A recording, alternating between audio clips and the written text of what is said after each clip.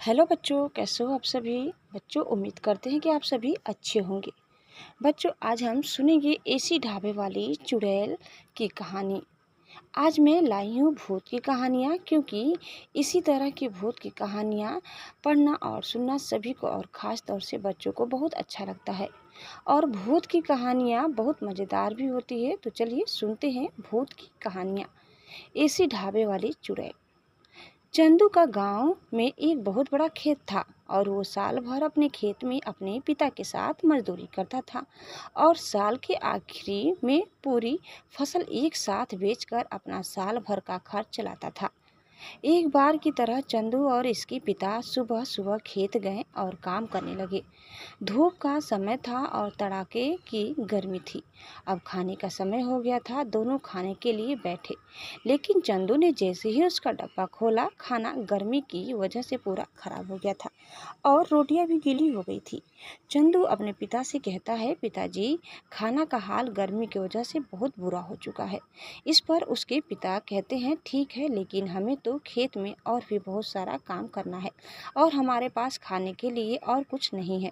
तुम एक काम करो, हमारे पास के खेत में आम का एक पेड़ है, वहाँ से आम तोड़कर लाओ और आम खा लो। इससे तुम्हारी भूख शांत हो जाएगी। चंदू ऐसा ही करता है, पास के खेत में जाता है, लेकिन वहाँ जाकर देखा है कि सारे आम पेड़ से तोड़ लिए गए हैं और बाजार में बेचने के लिए भी चले गए। यह देखकर चंदू बहुत दुखी हो जाता है और दुखी दुखी वापस लौटता है तो वह देखता है कि एक जगह पर बहुत भीड़ लगी है और वहाँ लिखा है ढाबा, और उसी ढाबे में से बहुत ही ठंडी ठंडी हवा आ रही थी। चंदू सोचता है कि इतनी धूप में, इतनी गर्मी में यह ठंडी ठंडी हवा कहाँ से आ रही है। तभी वह वहाँ खड़े एक आदमी से पूछता है, तो वह आदमी कहता है कि यह ऐसी ढाबा है, यहाँ ढाबे में खाना खाते वक्त ऐसी शुरू होती है जिसकी हमें ठंडी ठंडी हवा आती है। चंदू कहता है, यह एसी वाला ढाबा है, तो फिर इस ढाबे में बहुत महंगा खाना मिलता होगा। यह सुनकर वह आदमी कहता है, नहीं नहीं, यहाँ बहुत सस्ता खाना मिलता है, सिर्फ 5 रुपए में पेट भर खाना मिलता है। ये सुनकर चंदू सोच में पड़ जाता है कि आखिर कोई एसी में बैठाकर खाना दे रहा है और वो भी 5 रुपए में। फिर वो सोचता है, चलो मुझे भी बहुत भूख लगी है, और वो भी खाना खाने के लिए लाइन में लग जाता है। अब चंदू का नंबर आ जाता है और वो खाना खाने के लिए टेबल पर बैठ जाता है और फिर एक औरत वहाँ पर खाना लेकर आती है और कहती है, ठंडी ठंडी एसी की हवा में गरम गरम खाना खाओ। चंदू बड़े ही मज़े से खाना खाता है और उसे बहुत ही मज़ा आ जाता है। अब चंदू अपने घर जाता है। घर जाने के बाद उसके पिता कहता, तुम कहाँ गए थे चंदू, एसी वाले ढाबे की पूरी बात बताते हैं। ये सुनकर उसके पिता भी चौंक जाते हैं और कहते हैं, सच में कोई 5 रुपए में खाना कैसे दे सकता है। चंदू रोजाना वहीं ढाबे पर खाना खाने के लिए जाता है, पर बहुत मज़े से पेट भरकर खाना खाकर आता है। लेकिन एक बार चंदू जब ढाबे से खाना खाकर आया और अपने बिस्तर पर सोया तो उसका पेट बहुत तेज़ी से दिखने लगा। इतनी तेज़ी से दिखने लगा कि उसे अस्पताल जाना पड़ा। धीरे धीरे पूरे गांव के लोगों का पेट दर्द होने लगा और सभी अस्पताल में जाने लगे। डॉक्टर भी ये जानकर हैरान रह गया कि सभी का एक साथ इतना पेट दर्द कैसे हो रहा है। लोगों की समझ नहीं आ रहा था कि क्या करे। एक दिन एक तांत्रिक बाबा उसे गांव में आए और बाबा को गांव की इस समस्या की खबर हुई। तो बाबा सारे लोगों को देखने के लिए जा रहे थे कि तभी रास्ते में तांत्रिक बाबा को भूख लगी।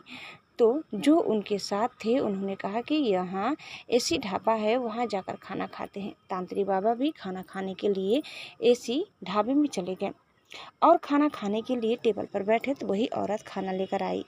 तो तांत्रिक बाबा ने औरत को गौर से देखा तो उन्हें औरत के भेष में एक चुड़ैल दिखाई दी। वह चुड़ैल बाबा बहुत अच्छे से देख सकते थे। यह देखकर बाबा ने ढाबे की एक रोटी उठाई और अपने जेब में रख दी और बताओ गांव में आ गए और गांव के लोगों से कहा कि तुम जी ऐसी धागे का खाना खाते हो। दरअसल वह एक चुड़ैल का ढाबा है और वह चुड़ैल ने खाने में कुछ मिलाया है।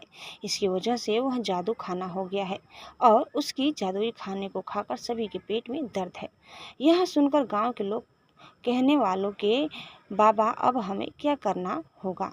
बाबा ने कहा, मैंने उसे ढाबे से एक रोटी लाया हूँ। मैं एक यज्ञ करके वह रोटी उसमें डाल दूंगा, जिसकी वजह से उसका ढाबा जल जाएगा और वह चुड़ैल भी जल जाएगी। सारे लोगों ने भी तैयारी की, पर बाबा ने यज्ञ में वह रोटी डाल दी, जिसकी वजह से एसी जल गया और चुड़ैल भी जलकर राख हो गई। दूसरे दिन गांव में बहुत तेजी से बारिश हुई और लोगों की बारिश की समस्या भी खत्म हो गई। अब सभी लोग गांव में खुशी खुशी रहने लगे और उन्हें चुड़ैल से भी छुटकारा मिल गया। तो बच्चों, कहानी समाप्त हुआ। उम्मीद करते हैं कि आप सभी को हमारी कहानी ज़रूर पसंद आई होगी। आपको कैसे लगी कमेंट करके ज़रूर बताइए। चैनल में नए हैं तो लाइक शेयर सब्सक्राइब करना न भूलिए। धन्यवाद। Bye bye.